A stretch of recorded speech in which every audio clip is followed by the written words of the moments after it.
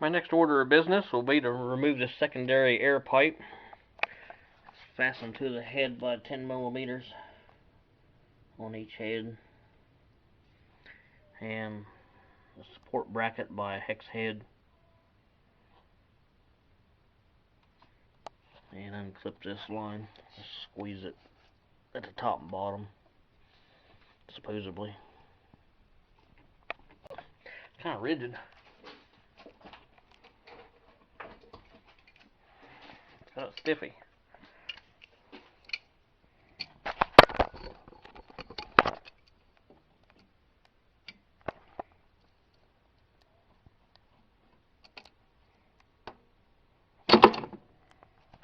Alright, let's see.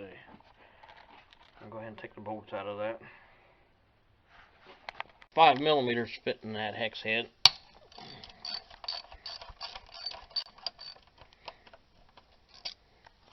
Has a vacuum line attached to the switch valve, the blue tracer line on it.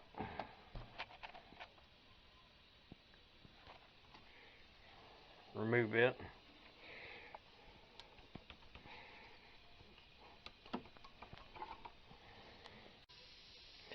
And that's what you're looking at after it's out of there. Kind of get a screwdriver against the head and pry and twist around to get them out of the heads.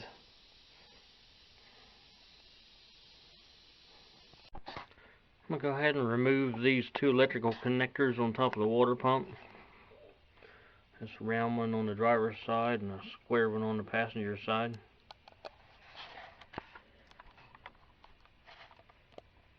The fill bottle is already off of it.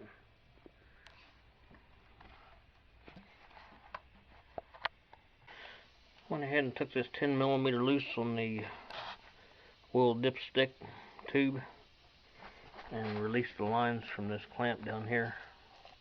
Wires.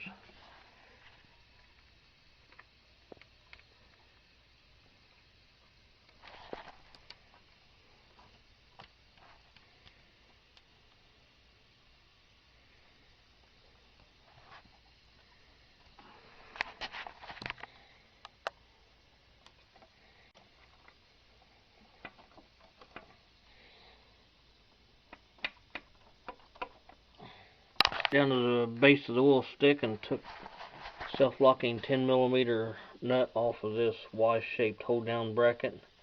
There's also a wire harness bracket on top of it, so that the stick's free to move around. It won't come up out of there because of the clearance on these wires yet. Not without stressing them out. I'm not too worried about removing them just yet.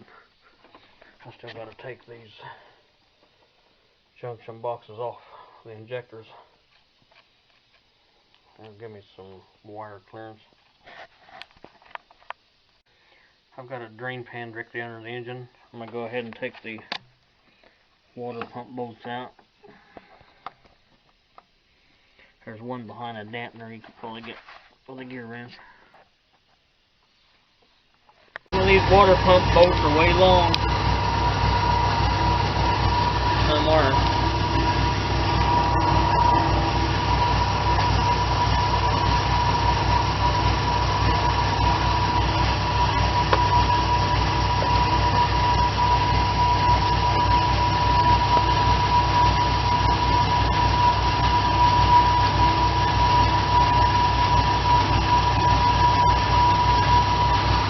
Track of it.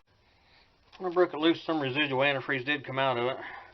This big pipe's kind of holding on to it a little bit. I've left 2 screws in it so it just don't drop out and hit something serious. There's just a few threads left in them. Try not to damage the electronic throttle body.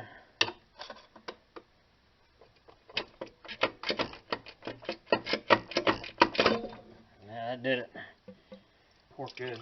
Some more antifreeze and then pipes.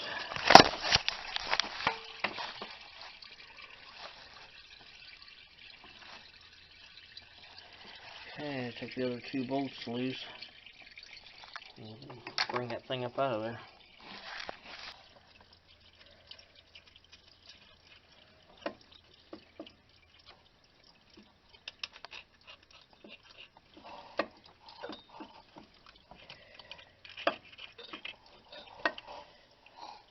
that.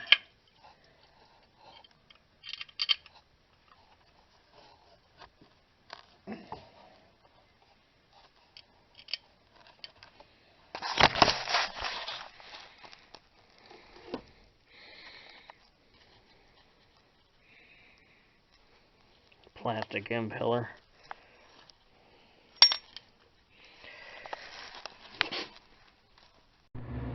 I'll take a T40 Torx bit and take the dampener pulley off so I can get a better look at the old spoke. This is the back of the crank dampener. It has a dowel pin alignment hole on the back of it, so it'll always go back to the same spot.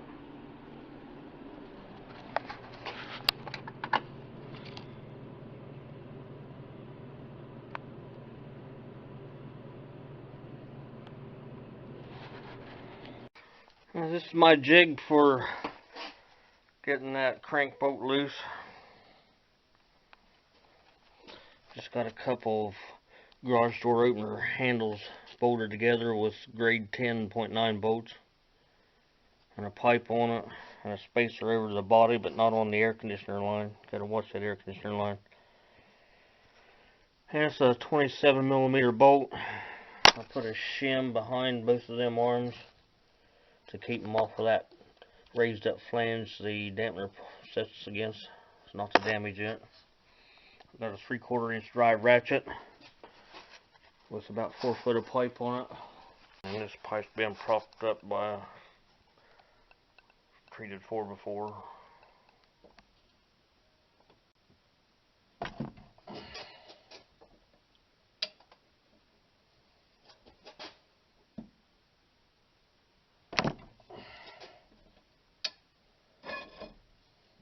It's really going to be fun putting that back in.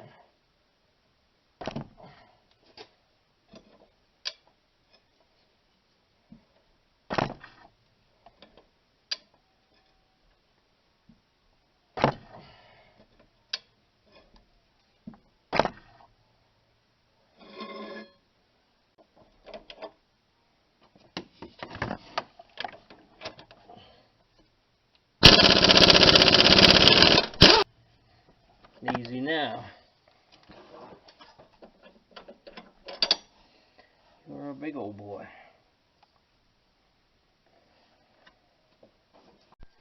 I went ahead and unplugged this solenoid. Pulled the dipstick up out of there.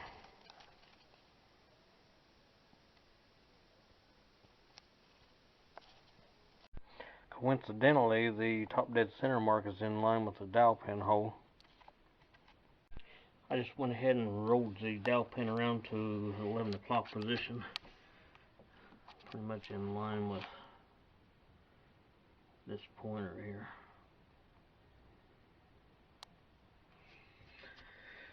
I'll take the valve covers off to verify that it's at top dead center, and a dust cover off to stick a pin into the flywheel to hold it there, and it reconfirms it's at top dead center. I'm going to go ahead and finish unplugging these cam solenoids, and I'm going to take these Allen heads out of the cam position sensors on both heads. I'll slip this deal off the rubber mount it's on.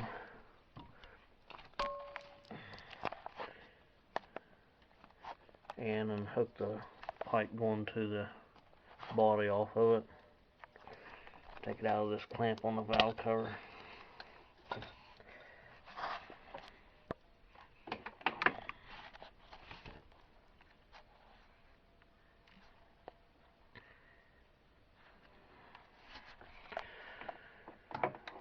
And start working on the junction boxes up on top on both valve covers. If you're just doing the timing chains and guides, you don't have to take the intake off of it, but I strongly recommend doing the valley pan underneath of it while you're in here. I'm going ahead and disconnecting this evap solenoid hose clamp and get it off of there.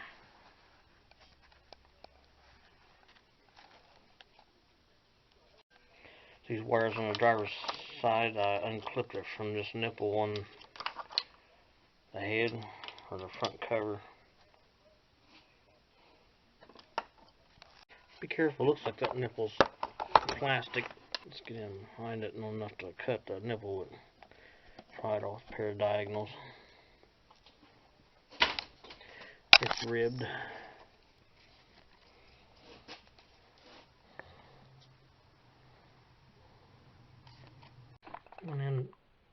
I went ahead and unplugged these two center electrical connectors. I'm going to unplug this solenoid for the secondary air switch valve.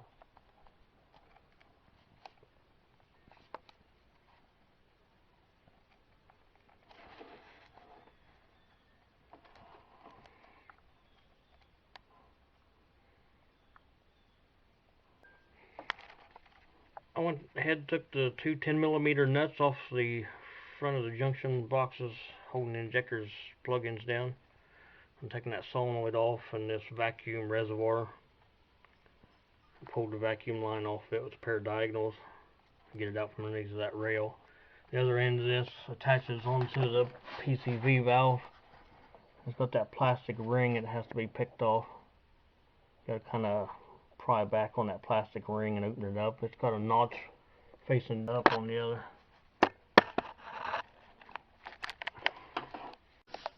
Let's take a screwdriver. I guess it may have notches, but I'm pointing up. I don't know. Go ahead and loosen the other side.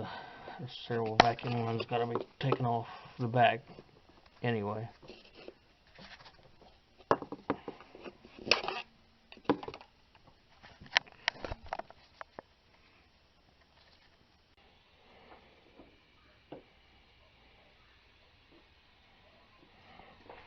And that vacuum line's pretty soggy. It needs replaced.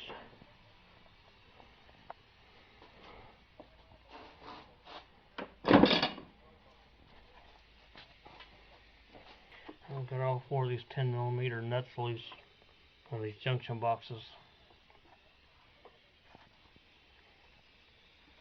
Make sure there's no wires holding them down.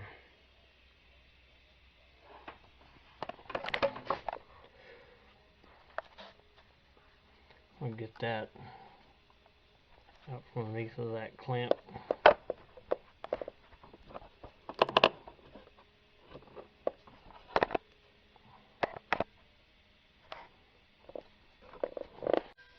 I separated that pipe from the T on this driver's side rear and took the bracket off of this 10mm nut on this junction box on the driver's head and just turned the bracket up.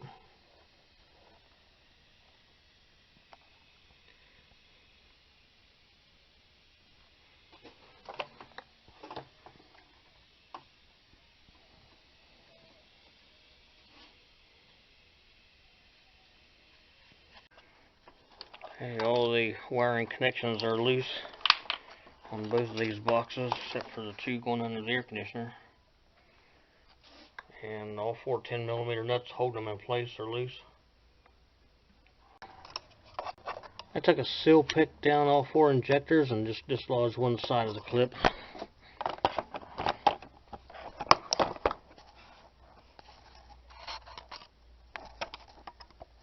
And the front one. Get the back one right down the back of it.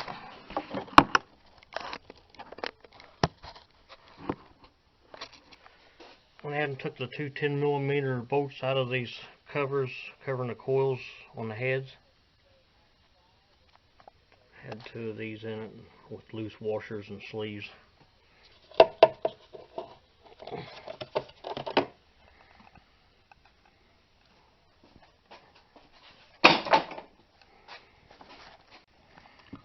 Looks like a little oil intrusion down in there. Unplug these coils.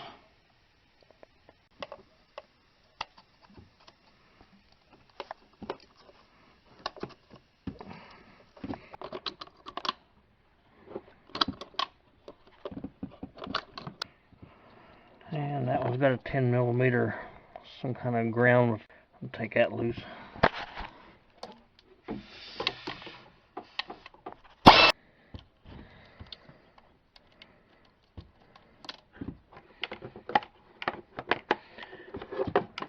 Okay, that piece should pop off of there.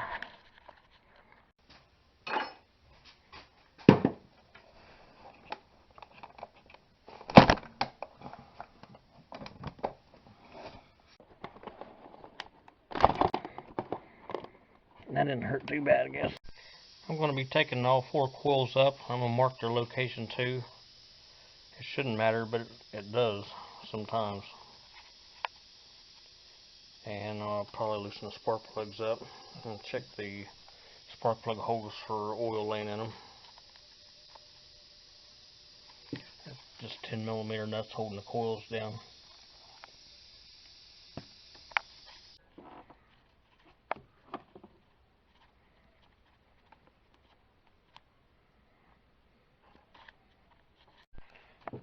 All the spark plug holes were full of oil,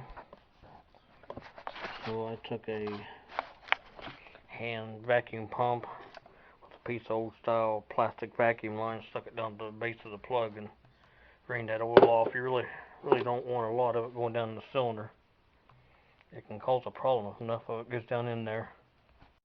Be sure you use a seal pick or something to dislodge these clips on these injectors. On something that's this old, that plastic's brittle, and just jerking it off of there probably ain't going to work. It's kind of been done or tried already, I guess.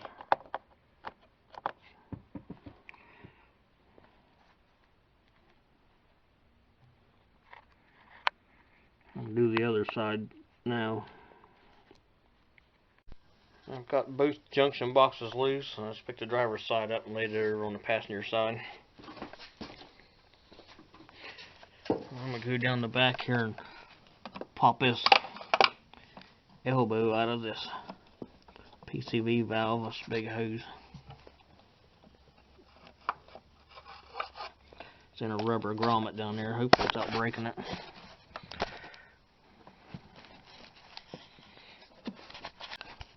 Getting hold of the block of it, not the actual nipple. Pretty good. Just has a blunt stopper on it.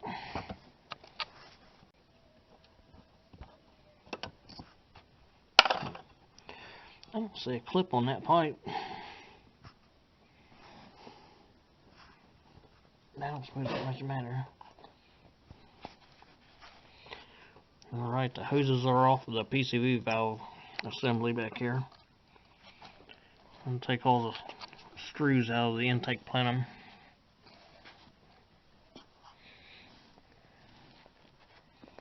Five on each side.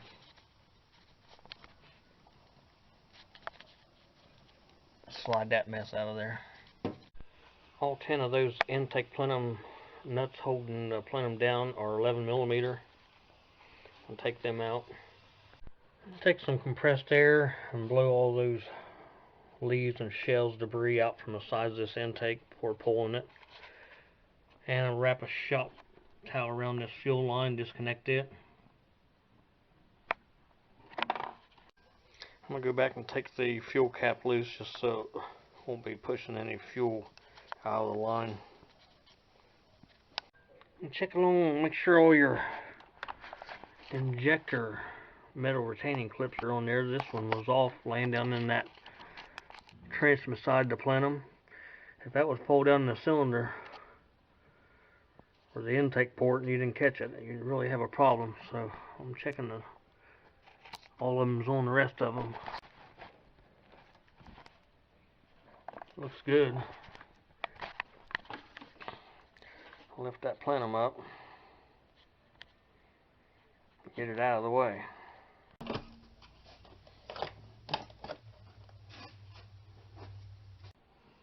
Just push back on your plenum first to get that spring-loaded pipe off of the PCV valve. And bring it up out of there.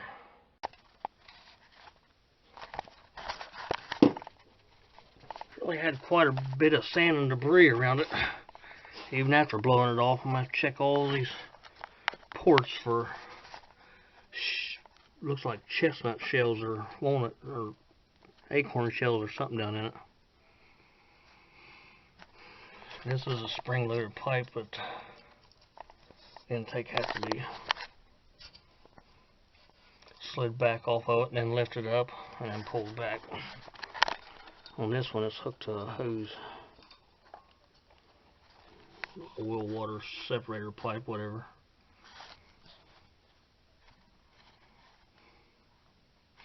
This will be an opportune time to change your heater pipes.